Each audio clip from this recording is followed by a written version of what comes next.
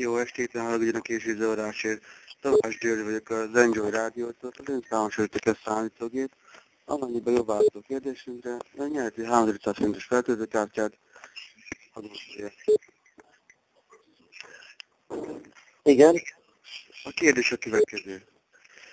Hazánkban hány megye található? 19. Nem, rossz válasz. Mi? Rossz válasz, tudom. Mert miért rossz válasz? 18. Nem igaz. 19 csak akkor tették hozzá, én úgy mondom a régi században, tudja. Ja, a régi században, hát most azt nem tettek fel azt a kérdést.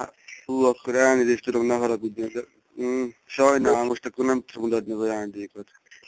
Ki vagy? Ne haragudjon, késő zavarásra, bocsánat. De ki vagy? Tamás György.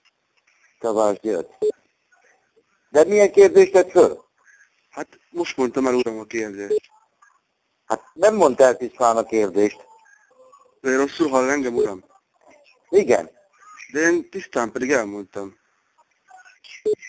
Hát azt kérdezte, hány megye van az országunkban? Hazánkban hány megye van? Úgy kérdeztem, Igen. uram. Hazánkban hány megye van, igen. Igen, úgy kérdeztem, uram. Na, És akkor mennyi van akkor, uram? 18. Hát de uram, most már 19 van. Hát most igen. Uram, maga szórakozik velem? Nem szólok, de ki vagy, azt mondd meg. Jaj, jó uram, ne haragudjon, én nem érek rá ilyenekre, ne haragudjon.